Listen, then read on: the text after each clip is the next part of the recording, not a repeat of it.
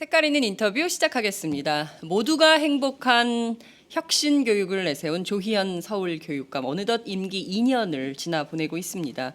지난 2년간의 서울형 혁신 교육에 대해서 스스로 어떤 평가를 내리고 있을까요? 뿐만 아니라 앞으로 2년 남은 임기 동안 어떤 교육으로 서울 학생들 그리고 학부모들을 기쁘게 해드릴까요? 오늘은 취임 2주년을 맞이한 조희연 서울교육감을 모시고 서울교육의 미래에 대해서 함께 이야기해 보도록 하겠습니다. 교육감님 정말 오랜만에 뵙습니다. 예, 초대해 주셔서 고맙습니다. 더더군다나 이제 방송이죠. 네, TV. 예, 저희가 오디오 팟캐스트로 예. 2014년 9월 시작을 했는데요. 예. 계속 진화하고 있습니다. 예, 인터넷 오마이뉴스가 일치월장하는 것 그렇습니다. 같습니다. 인터넷 언론은 이렇게 매번 변화를 시도하고 혁신하고 새로운 것을 시도하고 있습니다. 근데 굉장히 더운데요. 네. 무더위에 잘 지내고 계신가요? 예, 정말 죽을 형편입니다. 네. 오늘만 지나면 좀 낫지 않을까 그러니까요. 싶은데요. 이렇게 생방송에서 방송을 하니까 너무 좋습니다. 제가 네. 전 세계와 네. 제가 소통하는 계기가 되는 게 아닐까. 그러니까요. 싶네요. 저희가 지금 잘 좀 봐주십시오. 저 조희연 교육감입니다. 귀여우시죠, 여러분. 지금 앞서 말씀해 주신 대로 저희 방송 오마이 TV, 유튜브 유스트림 아프리카 TV, 페이스북 라이브로 예. 모두 5개 채널로 동시에 5개 생방송이 채널이요? 되고 있습니다. 예, 요새 예. 이제 BBC도 페이스북 라이브를 하거든요. 그 저희하고 별 차이가 없어요, 예. 동시 접속자들이. 그러니까 오마이뉴스가 BBC하고 동급이 그렇죠, 됐네요. 동급이죠. 예, 이게 디지털 미디어의 혁명기를 저희가 보내고 있고요. 정말 전 세계 대단합니다. 163개국에서 저희 방송 함께 하고 있습니다. 예. 여러분 지금 어디서 함께 하고 계십니까? 조희연 교육감님께 응원 메시지 팍팍 쏴주시고요. 특히 해외에 계신 시청자 여러분께서는 예. 평상시에 조희연 교육감님께 하고 싶었던 이야기들, 진보 교육 이게 뭐야? 비판들, 예, 응원 메시지 팍팍 쏴주시기 바랍니다. 예, 제가 고맙습니다. 바로바로 소개해 올리도록 하겠습니다. 제가요, 저희 스튜디오에 출연하면 제일 먼저 부탁드리는 게 있습니다. 저희는 어쨌든 연대가 중요하다고 생각하는 방송이기 때문에요. 예. 전 세계 163개국에서 시청하고 계시는 시청자들께 날은 덥지만 뜨거운 연대 인사 한 말씀 부탁드리겠습니다. 예. 지금은 뭐 지구촌 시대입니다. 네. 그래서 저는 정말 우리 아이들이 세계 시민 의식을 갖고 살아가야 된다 이렇게 해서 제가 아이들하고 얘기할 때 이렇게 하면 여러분들은 2개의 국적 이중 국적자가 돼야 됩니다. 해서 하나는 한국 국적, 리퍼블릭 오브 코리아 국적을 가져야 된다. 네. 다음 두 번째는 지구공화국의 국적을 가져야 된다. 그런 식으로 이제 살아야 된다 이렇게 네네. 생각하고 저는 지구촌 시대에 국경을 넘는 어떤 연대성, 공감성, 친구됨 뭐 이런 것들 정말 가져야 된다고 생각하고 서울교육에서 저희가 세계 시민 교육을 굉장히 중요한 화두로 예. 정책 방향으로 지금 하고 있습니다. 그렇군요. 세계 예. 시민 교육, 예. 지구인의 자세로 그렇습니다. 살아가는 노력, 이 굉장히 중요한 것 예. 같아요. 뭐 조그만 땅덩어리 안에서 지금 뭐 사드 때문에 전국이 뭐 난리가 나고 있지만 이 그렇죠. 조그만 땅덩어리에 머물 게 아니라 우리는 지구인의 시각으로 그렇습니다. 아름다운 지구를 저는 어떻게 160개 이게 한다는 것 자체가 예. 뭐 오마이뉴스가 한국에만 방송되다가 여러 지구촌 저 너머에 방송된다는 것을 넘어서서 네. 국경을 넘는 끈과 소통의 통로가 저는 마련되는 것 같아요. 그리고 또 그만큼 저희가 세계 시민 교육 할 때 잠깐만 말씀드리면 세계 시민 교육을 이제 가면 갈수록 우리 아이들이 예. 정말 더 많은 이방인들을 대면하고 살아가야 됩니다. 앞으로 20, 30년 후에 세계를 한번 생각해. 그렇죠. 지금도 5년이나 10년 전을 생각하면 네. 그래서 민족, 국가, 인종, 종교, 성 뭐 이런 여러 가지 측면에서 더 큰 차이를 갖는 이방인을 마주하고 같이 살아가야 됩니다. 네. 그래서 이제 그걸 정말 친구로서 살아갈 수 있느냐. 차별의 시각을 갖지 않고 살아갈 수 있느냐. 네. 저는 이게 굉장히 중요한 것 같아요. 그리고 이게 저는 한국의 미래 경쟁력이다. 그렇군요. 이렇게도 얘기하고 있습니다. 네. 조희연 교육감님의 그 식견, 교육의 눈높이 이런 거 여러분 확인할 수 있으시겠죠? 저희가 하나하나 차근차근 얘기를 좀 이어가 보도록 하겠습니다. 저는 사실 교육부 관료들 입에서 어떻게 이런 망언이 나올 수 있을까라는 생각으로 참 참담했는데요. 그 나양욱 교육기획관 네. 2급 상당이에요. 굉장히 높은 직급인데요. 이 정도면 그 부교육감 정도 할 수 있는 서울의 경우에 서울시 부교육감 정도 할 수 있는 그렇습니다. 직급이 되는 거죠. 이제 곧 부감으로 나가는 곧 부교육감으로 나가 부감. 부감이 부교육감. 예, 고위 공무원입니다 이게. 네, 예. 상당히 1급, 2급, 3급이 그렇게 돼 그러니까요. 있습니다. 이제 그런 분 입에서 민중은 개돼지다. 그 저는 개돼지. 뭐 충격입니다. 이런 말을 과연 할 수 있는가 하는 생각이 들고요. 정말 그 공무원의 발언이 뭐 취중 발언이라고 나중에 얘기를 하고 있습니다만 그런 진심이었다면 정말 유감이 아닐 수 없고 네. 다른 또 어떤 부서하고 달리 교육을 담당하는 고위 공무원이거든요. 네. 교육의 주요 정책 결정에 참여한다고 보면 됩니다. 예. 그리고 실제 뭐 이명박 대통령 시절에도 굉장히 주요하게 활동한 걸로 생각을 하는데요. 저는 어쨌든 굉장히 중요한 반성의 기회가 되면 좋겠고요. 네. 저는 이제 일부지만 뭐 모든 공무원들이 그렇다 이렇게 매도할 필요는 없을 것 같은데 일부 보수적 관료들이 갖고 있는 어떤 엘리트주의적 발상, 요게 이제 술김에 나온 거죠. 예, 그런 면에서 네. 실제 좀 엘리트적인 생각을 가질 수가 있습니다. 예. 예, 그러니까 그런 부분들이 오히려 뭐 이걸 이번 기회에 좀 반성의 기회가 되면 예, 모든 관료가 그렇지는 않습니다. 옛날 네. 민주화 시대를 살아가는 관료들이 이전보다는 많이 달라졌어요. 그래서 뭐 그렇게 모든 공무원을 매도할 필요는 없지만 그래도 일부라도 그런 게 있다는 것은 네. 좀 큰 반성의 전기가 돼야 될 것 같아요. 이게 지금 보면 나양욱 기획관 한 명뿐이겠느냐라는 여론이 상당히 많이 있습니다. 그러니까 말씀하신 예. 대로 한국 사회 소위 그 엘리트 집단 안에 팽배한 인식 아니냐. 그러니까 최근에 그렇습니다. 지난 4월에도 보니까 전경련에서 있었던 토론회, 그러니까 전경련 산하에 있는 그 경제 자유원인가요? 거기 토론회에서도 한 대학 교수가 이런 얘기를 했어요. 자유기업원. 자유기업원에서 나온 얘기인데 같아요. 이를테면 이런 거죠. 뭐 민주주의를 제대로 하는 것도 귀족들이 한국 사회에서 귀족들이 제대로 잘 자기 자리를 지켜야 이렇게 네. 선도하는 민중을 선도하는 계도하는 이런 측면이 필요한 거다라고 네. 주장을 해서 또 파문이 네. 일고 있거든요. 예. 그러니까 이제 인식 자체가 국민을 그러니까 민주사회에서도 국민을 계도의 대상, 훈육의 네. 대상 뭐 이렇게 생각하고 있는 거 아니냐는 거죠. 그렇죠. 이제 그런 면에서 엘리트주의적이라고 하는 생각을 하게 되는 거고 네. 민중을 개돼지라는 그런 언어로 생각했다는 것 자체가 네. 이게 됩니다. 이제 이런 면이 있었을 거예요. 제가 생각을 해보면 네. 이제 공무원들이 이전과 민주화 시대 공무원이라는 게 많은 비판, 민원, 네. 그다음에 심지어는 뭐 국민권익위원회에서 뭐 정말 친절 만족도, 네. 민원 만족도 이런 것들로 평가받으면서 네. 정말 짓눌려서 행정을 하게 되는 어떤 지점이 있어요. 그게 민주주의에서 공무원이 갖는 약간의 좀 어려운 운명입니다. 네. 근데 이제 그걸 이렇게 어떤 국민에 대한 비난이라든지 그런 심정을 가지고 있었다는 게 이번에 이제 드러난 거죠. 네. 근데 오히려 저는 이제 민주주의라는 게 소란스럽다.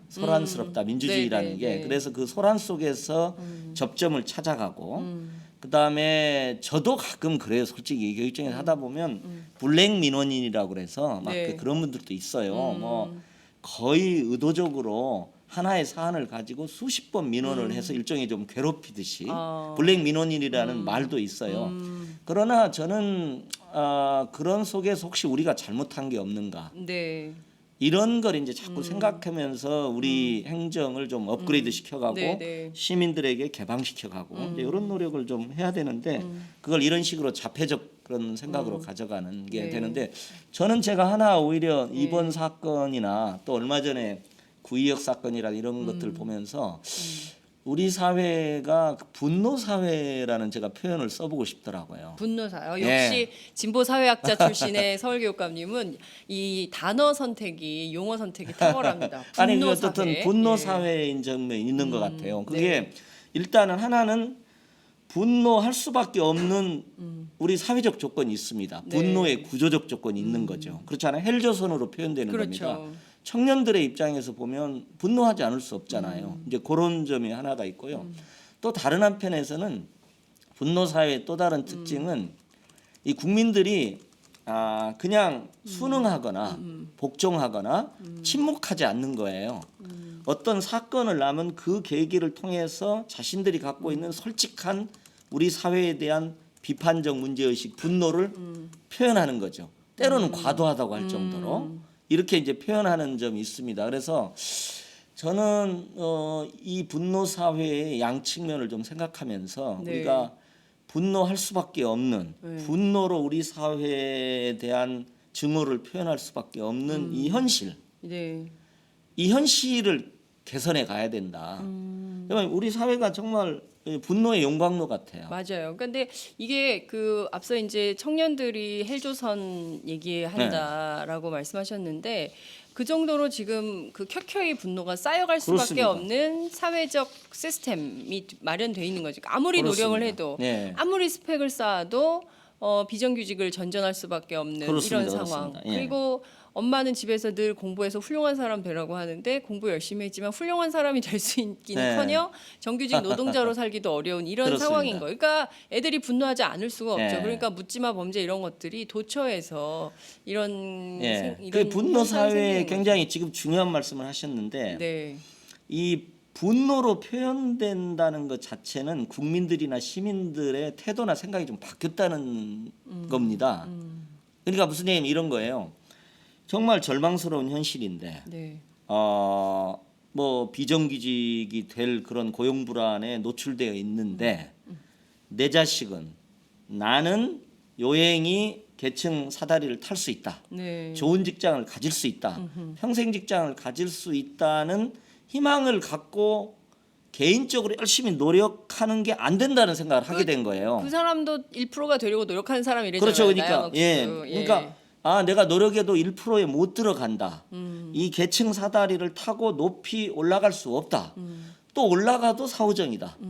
는 생각을 네. 국민들이 하게 된 겁니다. 그러니까 네. 지금의 분노는 과거의 분노와도 좀 달라요. 절망. 절망의 분노입니다. 절망의 이게. 분노. 절망의 분노입니다. 예. 그래서 저는 우리 사회가 정말 맹성을 좀 하고 좀 바꿔가야 되겠다. 물론 저도 뭐 제가 교육행정에서 노력합니다만은 성과를 좀 부족한 점이 많은데 어쨌든 우리 사회 전체가 네. 우리 중앙정부 이렇게 정치인들이 열심히 노력해야 될 것 같아요. 그러니까요. 인식의 전환 그리고 뭔가 좀 이렇게 그러니까 좀 뭐랄까 가치관의 전환, 인식의 전환, 철학의 전환 뭐 이런 것들이 필요할 예. 것 같아요. 먹고 살기만 해주면 된다. 그러니까 철학도 인권도 평등도 이런 수많은 중요한 가치들이 완전히 몰살되고 있기 때문에 그냥 뭐 경제적으로 니네들만 밥 먹고만 살면 되는 거 아니야?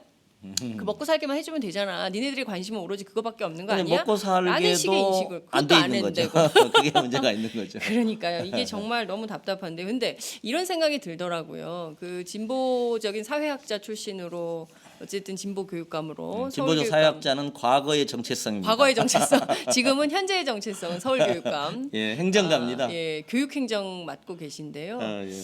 그 어떠십니까? 그 교육부 관료들의 인식이라는 것이 언뜻 나향욱식 인식을 만나게 될 때는 없으셨습니까? 일하실 때. 그러니까 아까도 말씀드렸습니다마는 네. 일부 그런 그 보수적 관료들이 있는 것도 사실이에요. 사실이고 뭐 문제점이 있는 것도 사실인데 네. 그 또 저는 또 굉장히 이제 과거와는 달라진 민주화 시대의 공무원의 모습도 저는 많이 발견하고요. 그리고 보통 이제 공무원들이 뭐 승진만 목매달고 영혼이 네. 없다 그러는데 영혼이 있는 공무원도 꽤 있으시고. 그래요. 예, 그래서 아니 또 너무 칭찬하시는 거 아닙니까? 아니 저희 서울교육청에서도 서울교육청 공무원들 힘내라고 응원 메시지를 교육감님께서 전 세계 163개국 시청자들에게 주시는 것 같아요. 예예예. 저 17개 시도교육청 중에 그래도 아무래도 예. 서울이 좀 선도적이고 중심적인 예. 공무원인데요. 그래도 예. 저도 공무원이 되기 전 잘 몰랐는데 와서 보니까 많은 공무원들이 일에 대한 애정, 열정 그리고 교육을 통해서 좀 헌신하겠다는 그런 네. 또 남다른 측면들이 또 있더라고요. 그렇죠. 그러니까 그래서 그리고 제가 가끔 이런 생각을 해요. 이게 이제 선거 민주주의의 한 특징인데 네. 고위 공무원이 되려면 뭐 하위 공무원들은 그렇지 않더라도 고위 공무원이 되려면 20, 30년 30년 넘게도 공무원으로서 전문적 일을 해오는 경우가 있거든요. 가끔 그럼요. 저는 제가 부족한데 이런 생각을 해요. 제가 어떻게 이렇게 2, 30년을 공직을 해온 사람들을 지휘하는 위치에 오게 됐는가. 네. 저보다 어떤 구체적 사안은 더 많이 아시잖아요. 네. 근데 이제 이게 민주주의의 큰 특징인 것 같아요. 근데 특별히 선거를 통해서 선출되는 광역 단체장들, 네. 시도지사나 교육감들은 그 공무원의 직무의 방향성을 드리는 것 같아요. 네. 그리고 그걸 선거를 통해서 국민들이 그 단체장을 뽑는 걸 통해서 공무원이 이런 방향으로 일을 해라. 교육 정책은 이런 방향으로 가라고 저는 명령 내리시는 그렇죠. 거라고 봐요. 예. 그래서 그런 선거를 통해서 표현된 민의일 수도 있고 네. 국민들의 뜻을 제가 이렇게 받아 안고 그 권위를 가지고 제가 많은 고위 공무원들을 이런 방향으로 해야 된다고 얘기하게 되는 것 같아요. 때로는 제가 참 유능하신 분 많다 네. 이런 생각 들고 제가 이런 고위 공무원들을 정말 진두지휘하는 것도 좀 제가 좀 미안하다 이런 생각이 들 때도 있어요. 아니 왜요, 선생님? 그 제가 보기에는 굉장히 순수한 마음으로 아이들과 네. 같은 마음으로 교육 행정을 하고 계시기 때문에 경우에 따라서 아주 고맙습니다. 그냥 노예한 관료들보다는 훨씬 아니 시민들 제가 대학에서 예. 아이들을 대학생을 주로 예, 대하다 예. 보니까 제가 고등학생들하고 얘기만 해도 좀 뭘 이렇게 예, 얘기를 하고 소통을 예, 잘할 예, 것 같은데 예. 초등학교로 가면 그래서 예. 결국은 사랑해요 뭐 이렇게 하고 이렇게 예. 그렇게 해요. 근데 예. 뭐 그렇게 소통할 수밖에 없는 것 그러니까요. 같더라고요. 지금요, 여러분 보이십니까? 조희연 교육감님 얼굴이 빨개지셨어요. 목까지 빨개지셨어요. 너무 이게 부끄러움이 좀 있으신 그러신데 오늘 너무 좀 이렇게 경쾌한 분위기에서 서울교육 얘기하니까 너무 좋네요. 근데 현아는 참 씁쓸하지만 교육감님께서 이렇게 밝게 웃으시고 하니까 왠지 서울의 학생들이 이런 교육감님과 함께 공부한다는 것만으로도 좀 행복하지 않을까라는 생각이 좀 들기도 하는데요. 제가 한 가지는 또 뭐 노무현 대통령도 하셨는데 이제 네. 이런 탈권위라고 할까요? 예, 그러니까 탈권위주의라고 해야 되겠죠. 네. 권위는 또 있어야 되니까. 그럼요. 그런데 탈권위주의라는 면에서는 제가 나름대로 일관되게 노력하고 있고요. 네. 제 스스로가 뭐 그렇게 권위주의적 스타일 자체가 상당히 아니기 때문에 이걸 제가 뭐 막 권위주의적으로 하려는 것 자체가 부자연스러워요. 네. 그래서 그런 면에서는 저는 그래도 문화가 우리 교장 선생님들도 뭐 저의 되게 교장 선생님들이 통상적인 사회적 평균에서 보면 상대적으로 아무래도 좀 권위주의적이실 수도 그럼요. 있잖아요. 근데도 이 교장 선생님들도 좀 인정을 해주신다고 그러시더라고요. 그래도 뭔가 이게 권위주의적이 아니고 그러니까요. 소탈하고 예. 또 대화하려고 한다. 이런 정도는 그렇죠. 정책은 마음에 안 드는 네. 것이 있을 수도 있지만 나양욱식 표현으로 얘기하면 대한민국의 99%의 개돼지들은 소통에 적극적이고 그리고 권위적이지 않은 리더를 원합니다. 그러시겠죠. 뭐 말 한마디 붙이기가 어렵고 막 너무 까다롭고 까탈스럽고 네. 막 대쪽같이 굴고 이러면 사람들이 다가가기가 어렵죠. 그런데 이제 이렇게 조희연 교육감님처럼 편하게 웃어주시고 사랑합니다 이러면 아이들도 너무 좋아하죠. 저희는 이런 교육을 원합니다. 대한민국 아닙니까? 고맙습니다. 여러분 어떻게 생각하세요? 제가 좋게 얘기하는 게 얘기해 틀렸어요? 주시니까. 예, 이런 굉장히 중요하죠. 그러니까 아무래도 우리 국민들이 노 대통령의 그 긍정적 측면에 예, 대해서 소탈한. 강렬한 기억을 그럼요. 갖고 계세요. 예. 그게 굉장히 정치 문화를 바꾸는데 굉장히 중요한 또 그렇습니다. 전기를 마련했죠. 네. 예. 그래서 저는 현장과 소통 이런 것들이 정말 이 시대에 중요한 리더들의 덕목인데 그걸 안 보여주니까 국민들은 답답하다, 막혔다 이런 느낌을 받는 것 같습니다. 왜 그런지 알려주고 이렇게 좀 소통을 좀 하면 지금보다는 덜 분노 사회가 되지 않을까 싶은 생각이 좀 들기도 하는데요. 네, 다양한 의견.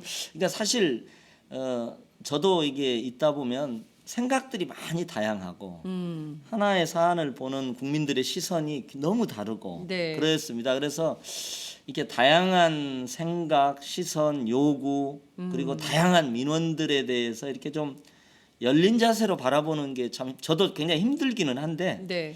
이렇게 감정을 싫지 않고 쿨하게 이렇게 듣고 바라보려고 그래요. 그렇군요. 예, 예. 예.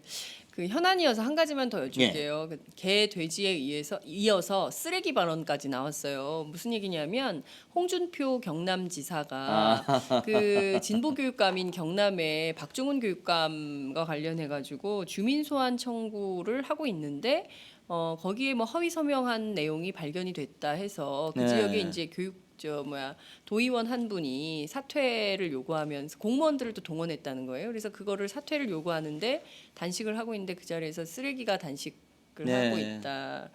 저도 인터넷에서 봤습니다. 어떻게 그런 예, 인식을 이게 지금까 나양욱 한 건이 아닙니다. 도처에 나양욱들이 있는 거 아니냐는 거죠. 그래서 우선 다른 거 다 떠나서 이제 진보 교육감, 그러니까 끊임없이 이제 무상급식 문제, 예. 그다음에 누리예산, 끊임없이 진보 교육감들이 진보적인 어떤 그 교육 정책을 예. 교육 경쟁을 하려고 하는 것을 끊임없이 방해하는 세력들이 있는 거예요. 네. 근데 이것은 진보 교육감들은 어찌됐든 99%의 시민들을 위한 정책들을 하려고 하는 거고요.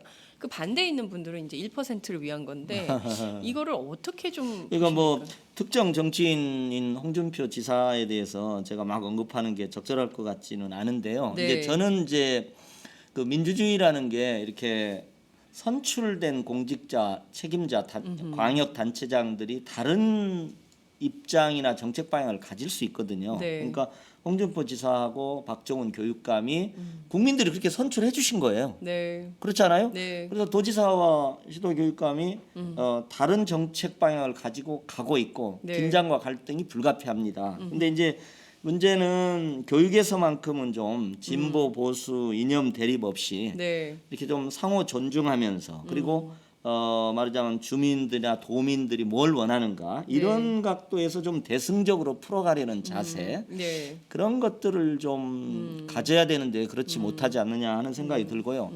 저는 이걸 크게는 이렇게 봅니다. 지금 그러니까 이 교육 지방자치단체가 교육청이거든요. 네. 그리고 일반 지방자치단체가 시도입니다. 그렇죠. 예. 도청, 예. 시입니다. 그래서 이 두 광역 자치단체 간에 네. 이 관계 모델이 세 가지가 있다. 예. 제가 이렇게 생각을 예. 합니다. 이게 하나는 전면 갈등 모델이다. 그래서 경남은 되게 그렇게 돼 전면 있는 갈등 거예요. 예. 그러니까 입장이 달라도 경기도 같은 경우는 예. 연정 협력을- 모델이다. 저는 그렇죠. 그렇게 예. 얘기를 해요. 그러니까 부분 갈등, 부분 협력 모델입니다. 예.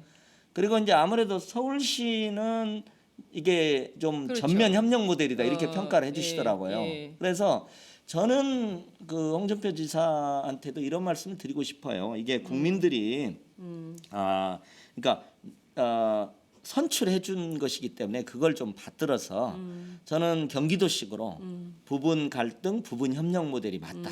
왜냐하면 모든 문제를 다 갈등적으로 풀어갈 필요 그러니까요. 없잖아요. 예. 그다음에 이것은 국민들이 원하는 건데 급식 같은 거 친환경 네네. 급식 같은 거 원하는 예. 거잖아요. 근데 네. 이걸 나의 정치적인 뭘 위해서 이를테면 이런 식보다는 조금 부분 갈등, 부분 협력식으로라도 전면 협력은 안 되더라도 네. 그랬으면은 그게 국민들의 뜻에 더 부응하는 게 아닐까. 그러니까요. 정말 이게 경남에 계신 시민들의 경우에는 그런 저희가 이제 총선 때 그런 민심을 확인했습니다.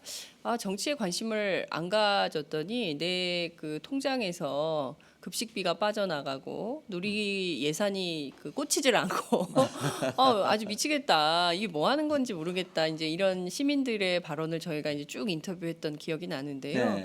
지금 보면 누리과정 예산도 여전히 안 풀리고 있어요. 그렇습니다. 추경 20조를 하는데 거기에 누리과정 예산은 새누리당이 절대로 넣을 수 없다 이런 주장을 합니다. 네. 서울의 경우는 지금 어떻게 되고 있습니까? 예, 저희는 이제 지난번에 이제 4.8개월을 편성을 이렇게 했었는데 저희는 이제 기본적으로는 시도 교육감 전체가 네. 누리 과정이 두 가지가 있습니다. 하나는 그러니까 유아 교육 과정이 유아 교육과 보육이 있습니다. 이게 네. 유치원과 어린이집이 있습니다. 유치원은 교육부 교육청 관할이고요. 이 말하자면 어린이집은 복지시설이거든요. 네. 타가시설이 그렇죠. 옛날로 치면 그렇게 돼 있어요. 그래서 보건복지부 관할입니다. 근데 이제 누리과정 문제가 생겨난 게 이제 중앙정부 박근혜 대통령이 공약을 한 다음에 이제 예산을 2조를 어린이집 예산이 2조예요. 네. 그럼 어딘가에서 끌어내야 하잖아요. 그렇죠. 그러니까 딱 비교를 해보니까 시도교육청 예산이 좀 남아도는구나 이렇게 생각을 하고 이제 시도교육청에 좀 전가를 한 거죠. 네. 이제 그렇게 해서 이제 발생을 한 상황인데 네. 저희 서울교육청은 지금 시도교육감들의 그 일관된 입장이 어린이집은 말하자면 보건복지부 관할이다. 네. 그래서 예산도 책임져라. 이런 입장이에요. 그래서 이제 지금 보육료 대란 사태가 예견됩니다. 8월이나 네, 이렇게 네, 되면. 네. 그래서 지금 다행히 4.13 총선 이후에 국회에서 새누리당은 좀 반대하는 입장입니다만 국민의당, 네. 국민의당이 교부금을 2% 올리자 그런 안이 있었고요. 네. 그다음에 더민주 같은 경우는 3% 5%를 올리자 이렇게 돼 있습니다. 그렇죠. 그러니까 왜냐하면 지금 어린이집 2조가 1%쯤 돼요. 예, 지금 현재 20.27%인데 네네. 1%를 올리면 2조씩이 올라갑니다. 그래서 5%를 올린다는 것은 10조를 늘린다는 얘기입니다. 네네. 근데 이제 보통 저희가 뭐 성면도 제거해야 되고 하니까 5%가 필요하다고 하지만 네. 어린이집만으로 치면 한 1% 되는데 정의당에서는 그런 안을 내놨더라고요. 1.1%. 아. 그리고 이제 1.1%. 교육부가 여유자금으로 쓰는 특교라고 특별교부금이라고 예, 있습니다. 예, 예. 그 중에 한 50% 정도를 하는 정도로 오히려 정의당이 굉장히 현실적인 입장을 그러네요. 내놓으셨어요. 예. 어떤 그런 입장에서 저는 어떤 이번 추경 과정에서 정부가 추경 이제 제출하니까 네. 추경 심의 과정에서 저는 야당과 여당이 좀 협의를 해야 된다고 보고 네. 제가 오히려 여당한테 부탁드리는 것은 네. 4.13 총선을 통해서 국민들의 민의가 어느 정도 달라진 걸 확인했잖아요. 그럼요. 그러면 그 여당의 참패 속에는 국정교과서도 있고 네. 누리과정에 대한 외면도 있고 그랬을 것 같아요. 네. 그래서 저는 누리과정 문제에 대해서 신용이라도 해야 된다. 여당이. 여당이 예. 정부가 네. 박근혜 대통령이 신용이라도 해야 그게 달라진 민의에 최소한은 부응하는 거 아니냐. 근데 네. 신용도 안 한다. 제가 이제 그렇게 네. 얘기를 하고 있습니다. 예. 그렇죠. 이게 지금 사실 조희연 교육감께서 박근혜 대통령과 새누리당 도와드리는 겁니다. 그렇죠. 도와드리는 거죠. 이렇게 해서 돌파하시라. 민의를 좀 예, 수용하셔서 수용하셔야죠, 새로운 당연히. 정당 또 새로운 정부로 다시 예. 태어나시라 이렇게 도와드리는 제가 건데. 어제요 예. 남부교육청에서 학부모들 한 130명 분을 모시고 했는데 네. 이제 사회자가 그걸 물어보더라고요. 그러니까 자. 그 이렇게 예산이 네네. 교육청에서 남는다고 치자. 진짜로 정부 말대로 네. 남는다고 치자. 그러면 남는 것을 이렇게 뭐 어린이집 같은데 주거나 이렇게 하는 게 좋냐? 네. 그러니까 100% 아니 99%가 더 많이 교육에 투자해야 된다. 그렇죠. 진짜 제가 깜짝 놀랐어요. 일부는 다른 생각을 하실 줄 알았는데 네. 그러니까 이게 우리 부모님들이 지금 달라진 환경에서 아이들에게 최고의 시설과 최고의 교육을 제공해야 된다는 생각을 굳건히 갖고 있어요. 그럼요. 네, 굳건히 예. 갖고 있습니다. 지금 그 부모들이 갖고 있는 인식은요, 혁명적 전환을 원합니다. 진짜 제가 뭐 교육 보기에는 혁명이라고 얘기할 정도로 그렇죠. 이게 뭐 전부 다들 그 굉장히 많은 부분이 공교육보다는 사교육에 의존하고 있는 시스템이기 맞습니다, 때문에 맞습니다. 이거를 공교육 안에서 질 높은 교육이 된다 그러면 세금 더 내서 정말 정부 예산으로 깔끔하게 해주고 된다면 사교육비 안 써도 되니까 훨씬 네. 그것에 대한 선호도가 높을 거라고 저는 생각을 하는데요. 어제 학부모님들은 심지어 네. 이 초중등 교육이 이렇게 너무 과열 경쟁이 되고 왜곡되는데 대학 서열이라든지 대학 네. 입시라든지 이런 것도 전면적으로 뜯어고쳐야 된다는 것에 굉장히 많은 분이 그렇죠. 그걸 하시더라고요. 예, 그러니까 그래서 우리는 깜짝 놀랐어요. 그러니까 지금 전 세계에서 고등학교 성적 대학 어디 나왔냐 이거 가지고 평생 먹고 사는 나라는 우리나라밖에 없어요. 그렇습니다. 20살 때 성적 가지고 죽을 때까지 그것도 수능 한 5점 차이. 그러니까 수능 한 5점 차이 예, 그걸로 거든요. 평생 그걸로 먹고 사는 나라는 대한민국밖에 없어. 이렇게 후진적인 나라가 어떻게 있을 수 있겠습니까? 그러니까 예. 이제 그런 나향욱 씨 같은 사람이 그렇습니다. 개돼지 발언도 막 하고 이러는 거예요. 그래서 저는 이런 거를 정말 그 대대적으로 뜯어고치지 않으면 대한민국에 그러니까 변화는 이게 없다 이런 생각이 듭니다. 후진국에서 우리가 경제 후진국에서 굉장히 빠른 속도로 경제 선진국에 다가왔잖아요. 네, 그 과정에서 고착된 제도, 네, 그게 이제 지금 대학 서열이라든가 학벌이라든가 그렇죠. 지금 말씀하신 겁니다. 예, 예. 그래서 정말 진정한 선진국이 되려면 그걸 뜯어 고쳐야 그렇죠. 그 병목 지점을 해결해야 예. 되는 거죠. 그렇죠. 지금 많은 분들이 댓글로 참여를 해주시고 계시는데요. 교육감님 귀여워요. 이런 의견도 있습니다. 아이들과 소통하시려고 하는 모습이 참 좋아 보입니다. 학생인권 조례는 언제 전국으로 만들어지는 겁니까? 우리 학생들 개돼지가 아닙니다. 이런 의견이 있고요. 그리고 또 다른 의견들. 저는 지금 강대근님께서 누리꿈 스퀘어 5층 아래 13층에서 일하고 있습니다. 조희연 교육감님 그러세요? 언제나 항상 응원합니다. 고맙습니다. 조희연 박원순 처장이 시장 교육감 오마이 BBC 동급이 무슨 이거는 참여연대 얘기를 하시는 모양입니다. 예.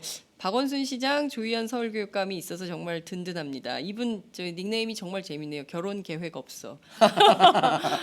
정말 참 이런 게 한국적 현실입니다. 이거 어떻게 하면 좋습니까? 교육 얘기를 좀 압축적으로 좀 해보겠습니다. 교육감님 지금 2주년이세요. 취임하신 지 어느덧 2년이 흘렀는데요.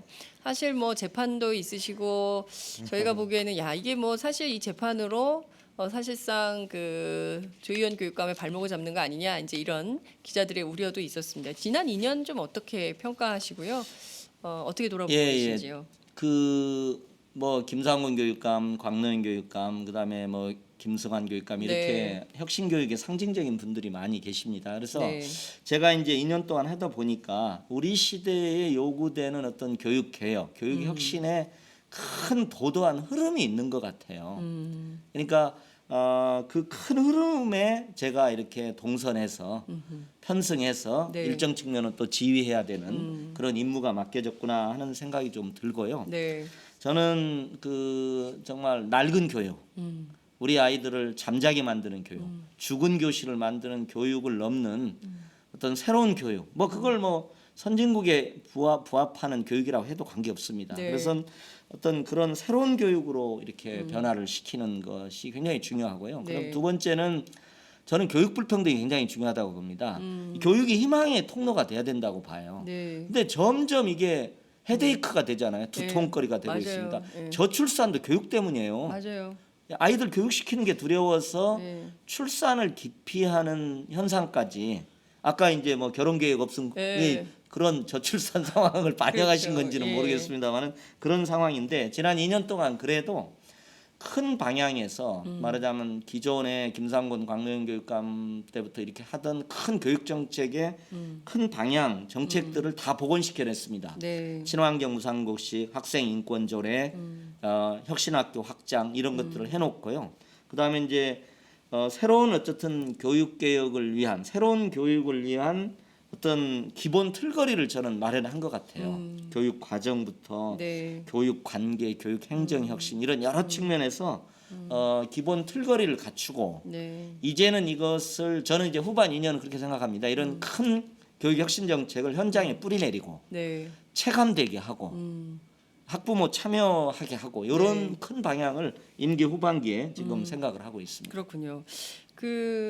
혁신학교에 대한 기대가 매우 큽니다. 그러니까 학부모들의 경우에는 이게 뭐 그래도 혁신학교는 아이들이 좀 편하게 그리고 뭐 핀란드형 혁신 교육도 있다는데 우리는 좀 어떤가라고 들여다보면 이게 교육청에서 예산은 내려가지만 실제 학교 현장에서의 교육은 그냥 혁신학교나 비혁신학교나 큰 차이가 없다라는 비판이 있는 것도 사실입니다. 그러니까 이게 왜냐하면 학교장들의 의지나 굉장히 교사들의 이런 자세 이런 게 필요한데 실제로 혁신학교라고 하지만 교사들이 변화하지 않으면 혁신 교육이 안 되는 거죠. 그러니까 뭐 그 안에서도 혁신학교지만 혁신학교 안에서도 무슨 이제 교사들이 비인권적인 발언을 쏟아낸다던가 뭐 이런 일들이 이제 비일비재하게 발생하고 있어서요.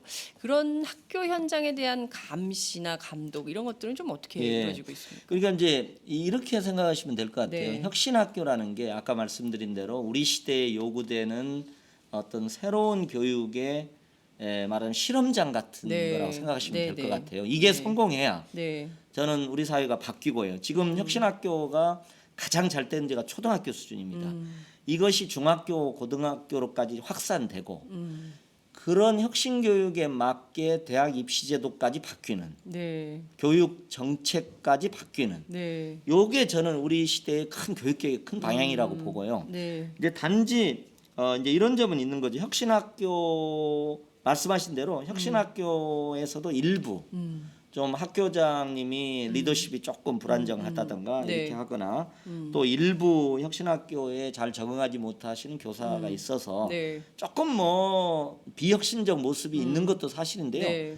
95%는 큰 문제는 없습니다. 혁신학교는 기본적으로 그 선생님들 열정적 선생님, 창의적 교육을 위한 열정적 그렇죠. 선생님들이 선도하는 것이거든요. 이게 아래로부터 자발적 운동이기 그렇습니다. 때문에 예. 뭐 큰 틀에서는 문제가 없고요. 문제는 이제 이런 혁신학교의 큰 흐름을 네. 일반 학교 전체로 확산할 수 있느냐.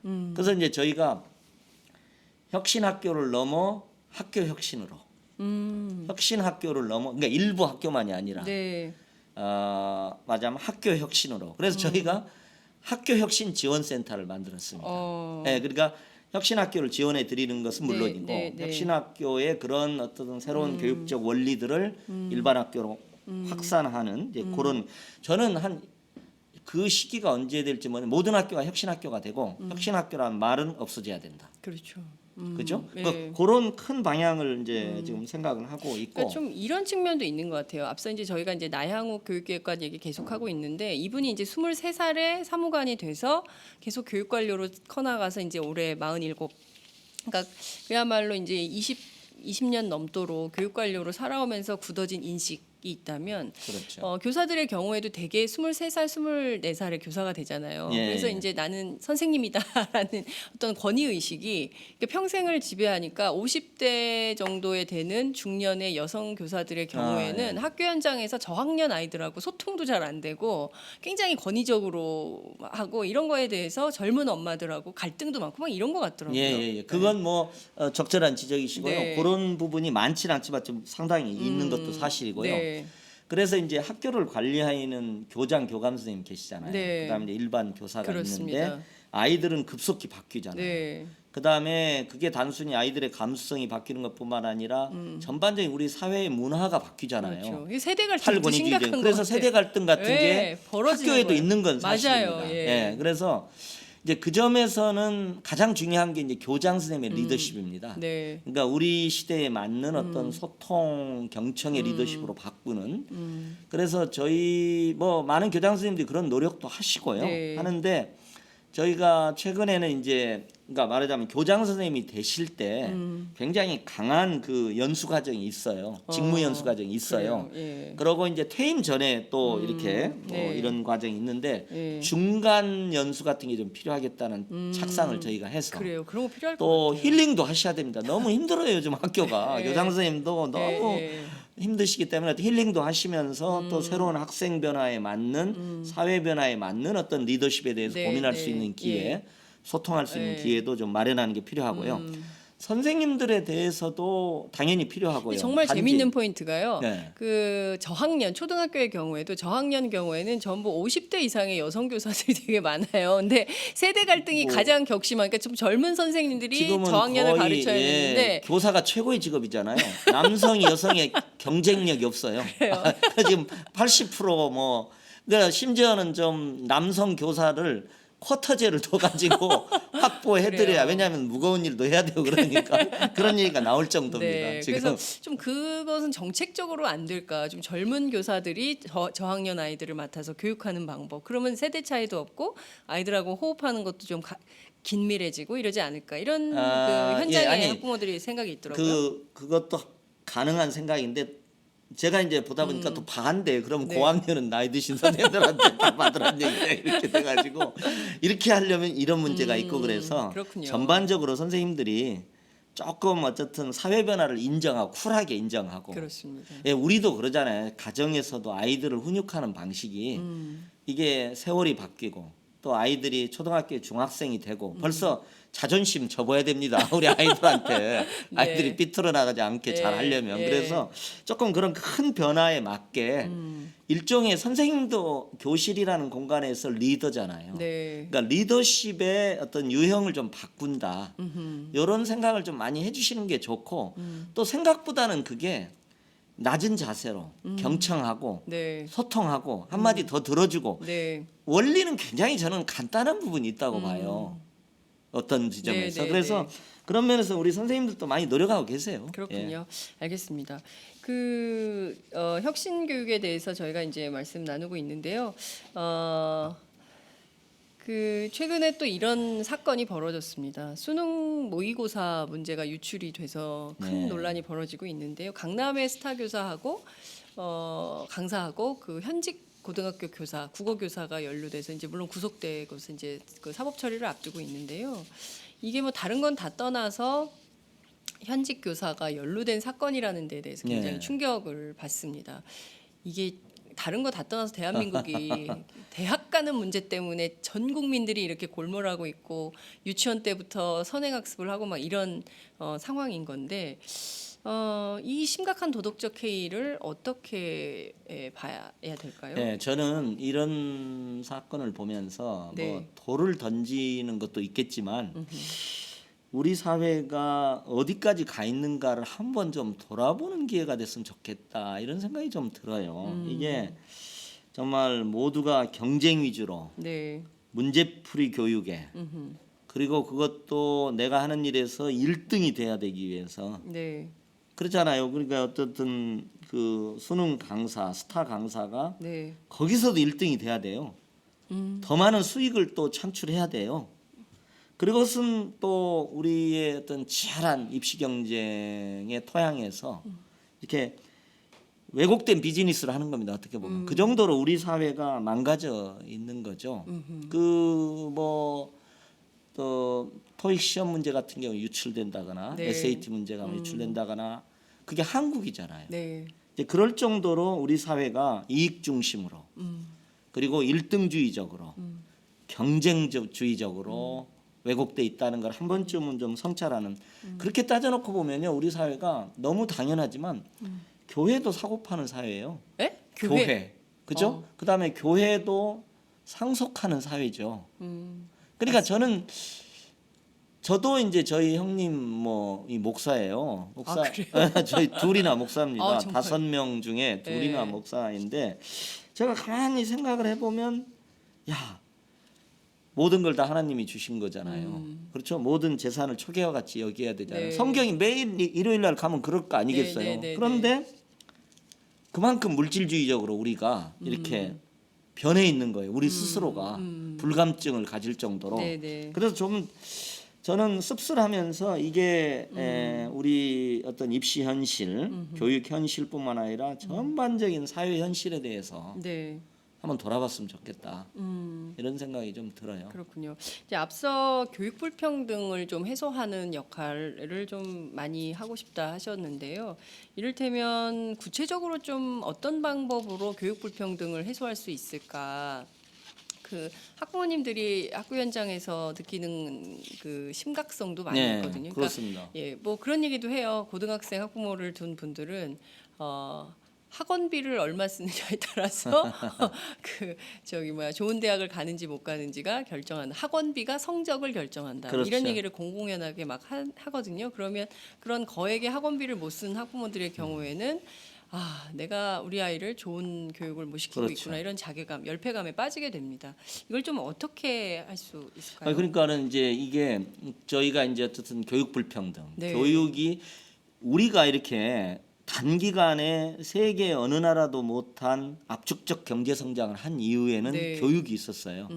그리고 교육을 통해서 누구든지 유능한 인재가 될 수 있고 최고의 경영자가 될 수 있고 네. 이런 어떤 사람들을 역동적으로 더 열심히 살게 만드는 네. 더 열심히 배우게 만드는 그 어떤 계기가 교육에서 주어지고 있었거든요. 네. 근데 지금은 교육이 절망이 되고 있거든요. 그래서 저는 교육을 절망에서 다시 희망으로 바꿔내지 않으면 저는 우리 사회의 어떤 경제적 역동성도 지속하기가 어렵다 이렇게 이제 생각을 하고 예. 이제 교육 불평등을 완화하는 거는 이제 미시적 차원이 있고요, 네. 거시적 차원이 있는 것 같아요. 그 미시적 차원에서는 저희가 많은 정책적 노력을 하고 있습니다. 뭐 예를 들면 평등 예산제라는 아. 이름으로 저희가 학교에 말하자면 그 학교 운영비를 지원할 때 저소득층 아이가 있으면 3명으로 간주를 해요. 저희가 계산법을 만들었습니다. 아, 그래요? 다문화 학생 1명은 3명으로 간주를 해서 그러니까 큰 차이는 없어요. 예. 뭐 예를 들면 한 1, 2천만 원, 2, 3천만 원 정도 차이가 나게 학교의 차이 배분을 저는 이걸 정의로운 차등이라고 표현합니다. 그럼요. 정의로운 차등으로. 정의로운 차등. 그리고 급식비 같은 것도 소규모 학교는 조금 급식비를 높여드려요. 이게 작지만 저는 정의로운 차등 정책을 네, 예. 많이 개발해야 되겠다. 아. 이렇게 노력을 나름대로 네, 많이 네, 하고 네. 있고요. 예, 예. 근데 이제 큰 거시적인 게 문제입니다. 이게 그 거시적인 차원에서 고교 서열이라든지 네. 제가 뭐 이제 지금은 많은 분들이 잊었을 수도 있지만 자사고를 가지고 그렇습니다. 난리쳤던 어떤 초반에 것들도 엄청 세게 붙으셨죠. 예.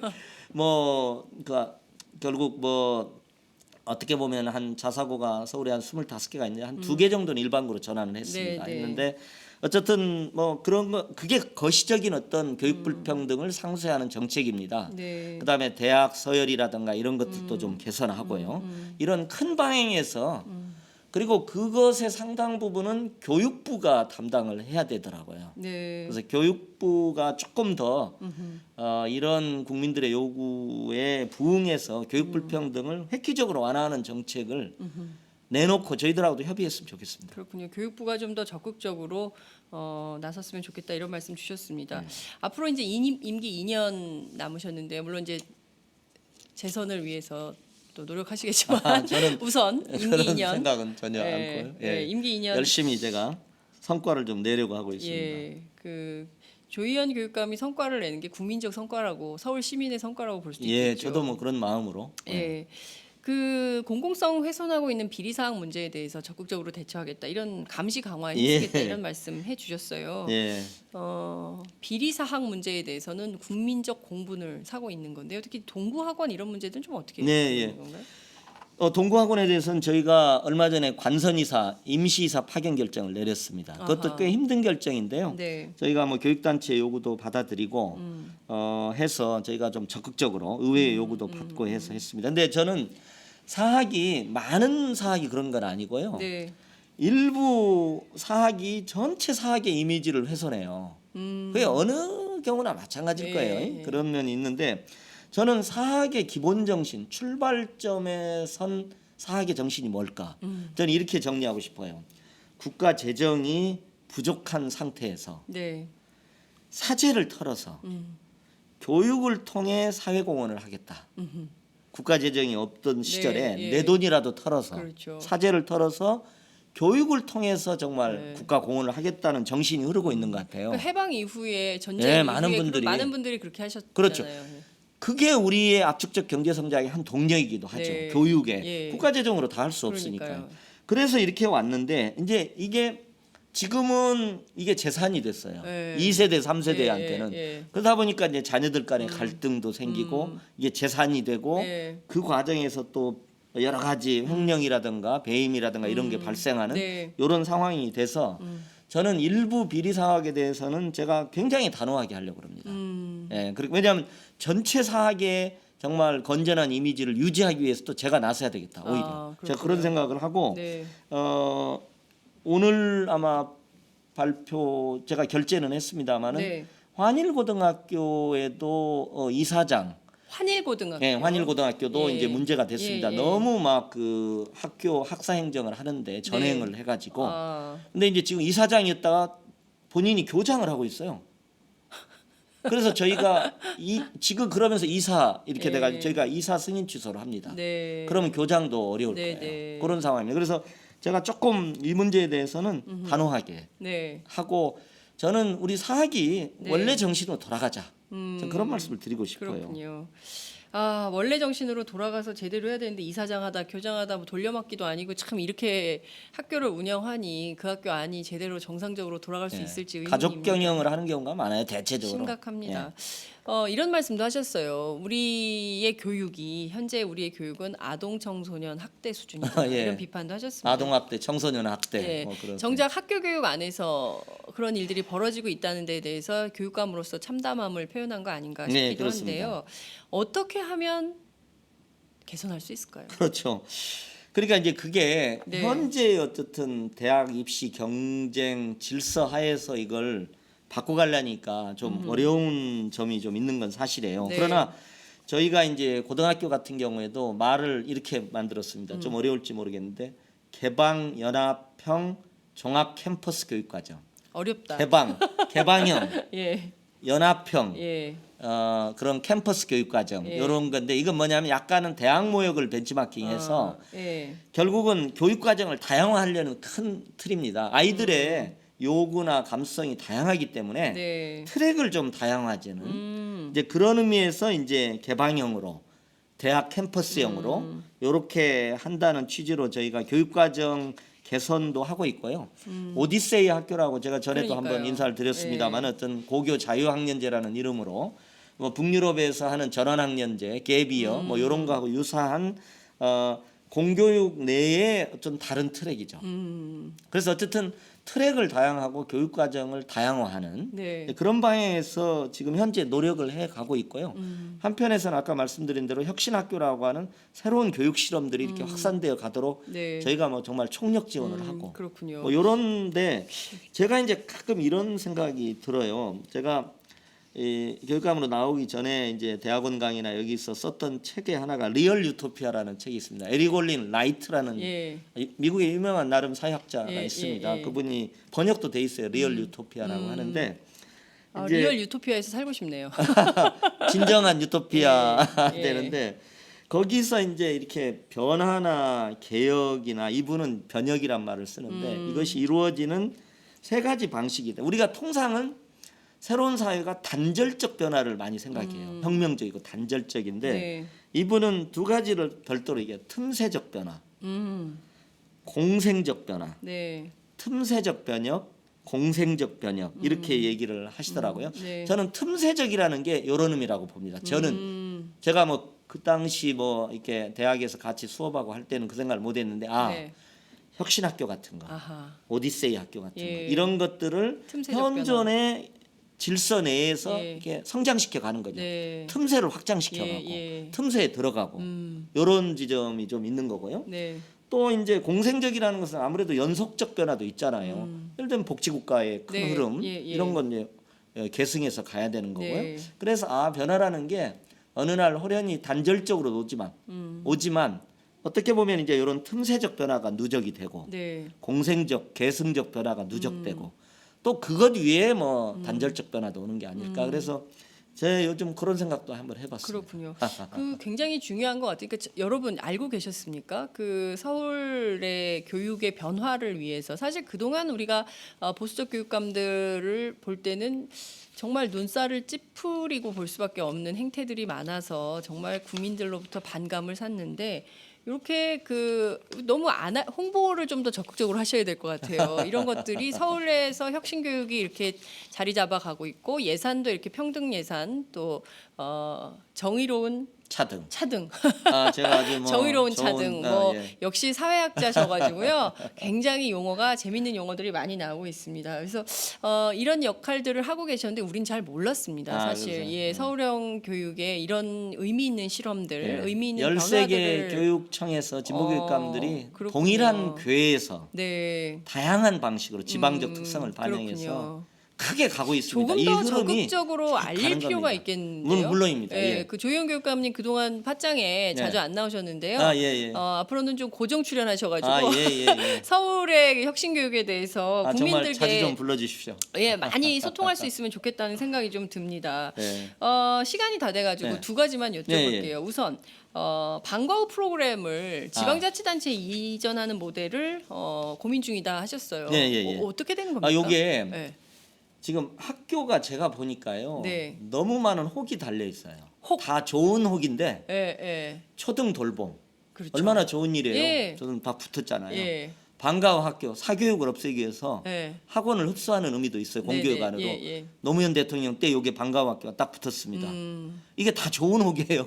근데 학교가 너무 고통스러워요. 아. 그래서 이제 반대로 학교가 오히려 고 중심 교육에 집중하도록 네. 요 초등돌봄이나 방과후 학교 같은 경우는 좀 지자체, 마을, 지역 사회가 담당하는 식으로 이전해 보면 좋겠다는 예, 예. 생각을 하면서 제가 얼마 전에 프랑스에 가 보니까 네. 방과후 학교를 지자체 시에서 담당하더라고요. 파리시에서. 그래요? 예, 그러더라고요. 그래서 저희도 이제 그런 것도 하나의 가능성으로 놓고 몇 가지 그 실험들을 하고 있습니다. 그러니까 네. 뭐 마을 협동조합이 담당한다든지 협동조합형으로 사회적 네, 네, 경제가 네. 담당하는 식으로 예. 한다든지 아니면은 뭐 마을하고 학교가 어떤 예, 협력을 예, 해서 하는 예, 모델이 있고 예. 아니면 완전히 지자체로 이관하는 모델도 있고 저희가 혁신교육지구라는 이름으로 네. 지금 20개, 25개 구청 중에 20개 구청이 참여하고 있는 큰 프로젝트가 있습니다. 학교와 마을이 함께 협력해서 최고의 교육을 이렇게 제공하기 위해서 협력하는 모델이고 네. 뭐 예산도 뭐 수십억이 투자되는 그런 사업인데 그 과정에서 요걸 한번 실험하려고 합니다. 그래서 잘 되면 네. 이게 전체로 확산하면 학교가 훨씬 더 이렇게 좋은 호기지만 좀 뗄 수 있지 않을까. 그렇군요. 그럼 더 방과후 교육이 다양화되고 마을 자원도 예, 이용하고 마을 자원도 이용하고 예. 뭐 이를테면은 그 사실 경력 단절된 여성들의 경우 또 이제 은퇴하신 분들의 경우에 예. 그런 것들을 이제 뭐랄까요 이게 사회 환원 예, 시스템이 돼서 또 그분들도 일자리도 생길 수 예. 있을 것 같고요. 제가 다음에 다양한 한번 실험들. 불러주시면 저희가 굉장히 획기적인 모델을 하나 그래요? 준비하고 있는데 퇴임교원 말씀하신 네네네. 퇴임교원의 그 어떤 전문성을 네. 사회공헌 노동으로 혹은 그러니까요. 사회공헌 직무로 이렇게 예. 활용하는 예. 방안에 대해서 지금 안을 한번 짜보고 있습니다. 너무 좋죠. 예. 그러니까 저는 이렇게 막 그 머리가 희끗희끗한 할아버님들 할머님들이 아이들 이렇게 작은 큰 느티나무 아래서 예. 아이들 데리고 이렇게 동화책 읽어주시고 이런 것만 생각해도 너무 마음이 훈훈해지잖아요. 우리들은 예. 그런 교육을 원하고 그런 사회를 원하는데 개 돼지라니 참 이게 웬 말입니까? 라는 생각이 좀 듭니다. 많은 분들께서 의견 계속 주시고 계세요. 혁신학교 체제로 바뀌어야 국영수 입시 위주의 한국이 사라집니다. 최정희님께서는 임기를 잘 마치시고요. 차기 정부에서 교육부 장관 맡으셔서 이 나라의 교육을 획기적으로 바꿔주시기 바랍니다. 이런 의견 있으십니다. 충암고등학교 급식 사태는 어떻게 보십니까? 충암고등학교에 급식 사태가 있었던 모양이죠. 혁명적 전환 완전히 공감합니다. 파이팅 하십시오. 이런 등등의 의견들. 입시 현실에 대한 성찰 필요합니다. 지금 현실은요. 할아버지의 자본, 엄마의 정보력, 아빠의 무관심. 이걸로 좋은 대학 갈 수 있다는 게 우리나라 현실 아닙니까? 좋은 대학에 가더라도 빚내서 대학 다니고 대학 졸업해도 직장도 네, 못 다니는 맞습니다. 현실. 이거 어떡합니까? 이거 바꿔야 됩니다. 이런 의견들 주시고 계십니다. 끝으로 한 가지만 여쭐게요. 어찌 보자면 조희연 교육감님께는 좀 아픈 질문일 수도 네. 있는데요. 학교 비정규직 처우 문제로 아, 계속 예. 집회 예. 있습니다. 있었습니다. 예, 교육청 앞에서도 집회가 벌어진 걸로 알고 있습니다. 이게 교육청 차원에서 이룰 수 있는 해법이 있나요? 어떻게 보십니까? 아니요, 뭐 저도 좀 죄송스럽게도 생각하고요. 네. 다행히 이 협상이 좀 타결이 됐어요. 그래요? 잠정 협상이 타결이 됐습니다. 그렇군요. 그래서 아이고, 축하드립니다. 이렇게 추가 후속 이렇게 정리 작업을 하고 있습니다. 다행스럽게. 예. 저도 바짝 너무 출연을 앞두고 안타까웠어요. 정리하신 거 아니에요? 예, 바짝 출연을 앞두고. 그런데 이번에는 이제 2년마다 한 번씩 단체 협상을 해요. 네. 그 협상의 틀을 이렇게 아하. 하는 게 하나가 있고 임금 협상이 중첩되다 보니까 조금 늦어졌고요. 원래는 이게 저희가 비정규직이 22,000명이 있는데 네. 이게 이렇게 조금 나뉘어 있습니다. 저희가 이제 주로 25개 직종, 상담사, 영양사, 조리원, 뭐 지역사회 전문가, 네네. 돌봄 전담사 이런 25개 직종은 굉장히 오래전에 타결이 돼 있었어요. 그래요. 근데 이제 좀 요것도 18개에서 저희가 7개 직종을 확장해서 네. 이렇게 했는데 이제 여기에 포함되지 않는 스포츠 강사라든지 네네. 영정 강의라고 영어 전문 강사 이런 부분들이 있어요. 네네. 근데 이 부분은 이제 사실은 저희만 해결하기가 조금 어려운 지점이 있어요. 교육부나 이런 분들이 네네. 원래는 스포츠 강사는 저희가 시작한 게 아니고 문화관광부에서 시작한 네네. 거예요. 예. 그러고 이제 이것은 말하자면 11개월 고용 같은 형태로 이렇게 이제 학기별로 네네네. 이렇게 돼 있어요. 그래서 조금 고용 형태가 네. 좀 다른데 어쨌든 이런 문제에 대해서 저는 안타깝게 생각을 하고요. 큰 틀에서는 비정규직의 정규직화라고 하는 네. 큰 방향이 있어요. 저는 제가 뭐 비정규직 공무직 하신 분들 입장에서 보면은 뭐 좀 어떻게 생각하실지 모르지만 저는 여전히 제 마음속에는 그런 큰 목표가 있습니다. 단지 뭐 누리과정 예산 뭐 여러 가지 조건이 네. 이렇게 바로 단기적으로 시행하기가 좀 어려운 점이 있는 것 같습니다. 그래서 저는 이번 기회에 좀 중기적인 좀 개선 방향에 대해서 조금 고민을 하고 있습니다. 네, 한번 많은 분들과 소통해 보고자 합니다. 예. 여러분 어떠세요? 조희연 교육감님 볼 때마다 저는 이렇게 편안한 마음이 듭니다. 이런 분들이 서울교육의 핵심을 맡아주시니 좋다 이런 생각도 들고요. 중요한 것은 지금까지 하셨던 역할들을 계속 해 나가시고 그리고 또 더 중요한 것은 하고 계신 일들을 잘 알려주셔야 될 것 같아요. 예. 많이 그동안 불러주십시오. 저희가 몰랐던 측면이 있고요. 그런 면들을 소통하면서 함께 예. 할 수 있도록 하면 좋겠습니다. 오늘 말씀 정말 잘 들었습니다. 아이고, 초대해 고맙습니다. 주셔서 고맙습니다. 감사합니다. 예.